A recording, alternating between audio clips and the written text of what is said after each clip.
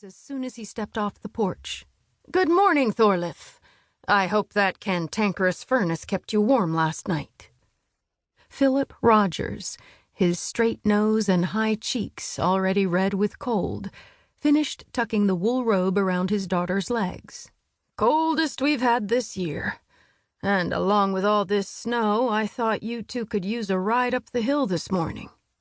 He climbed into the front seat of the sleigh, tucking his heavy wool greatcoat over his legs. "Thank you, sir.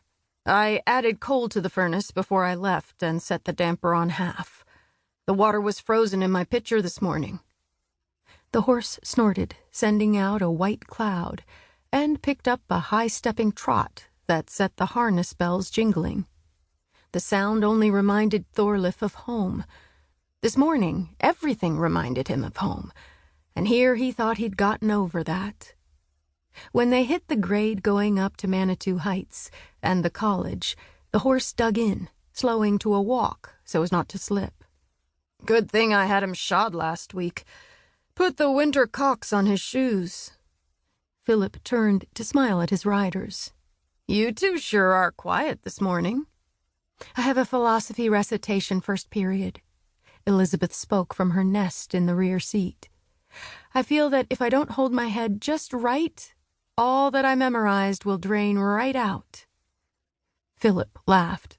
"That's my girl." He turned to Thorliff. "And you, son, what about you?" Thorliff half shrugged. Confessing that all his thoughts since rising had to do with home seemed extremely inappropriate. After all, the last thing he wanted to do was offend his host and employer.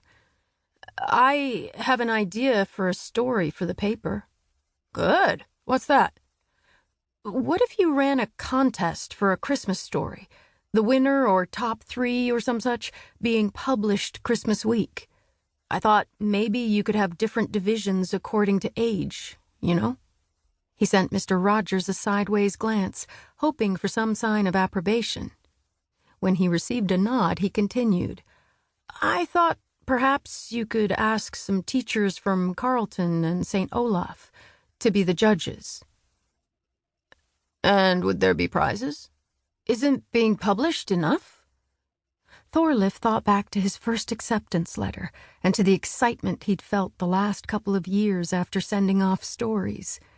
How he'd run all the way to the Bard's farm to tell Angie. He jerked himself back to a sleigh in Minnesota, leaving thoughts of the summer fields of home in Blessing, North Dakota behind. Philip nodded. "Maybe so. Maybe so." I checked the back issues. You've never done anything like this." "Got to hand it to you, young man. You are indeed thorough. That's most important in a newspaper man." "Thank you, sir." Thorliff dredged up a mite of courage. I could write up an article regarding the contest." While writing for the paper was a dream for the future, he'd not expressed a desire to do so immediately. Perhaps Mr. Rogers didn't see him as capable of that. Perhaps he was being too forward. Why hadn't he just kept his idea to himself to use in his own paper someday? Sleigh and harness bells jingled. The horse snorted as he reached the crest of the hill. Why didn't I keep my mouth shut? Showing off or what? Thorliff swallowed a sigh. "I think that's a fine idea." The voice from the back seat caught him totally by surprise. "So, are you going to do it, Father?" "Of course." Philip glanced over his shoulder. "I said I would." "No. You said that Mr. Bjorklund was thorough, which is fine and good, but you didn't answer his question." Thorliff clapped his jaw shut. Elizabeth said all that? For him? Would wonders never cease? And Mr. Rogers said, of course, like... Thorliff felt like leaping from the sleigh and bounding through the snow, bounding over those tall elm trees that bordered the street, and perhaps even a building or two. "Oh, well." Philip turned to Thorliff. "Can you have the article ready for typesetting tomorrow? We'll run it on the front page." Of course. We'll do a 30-point title.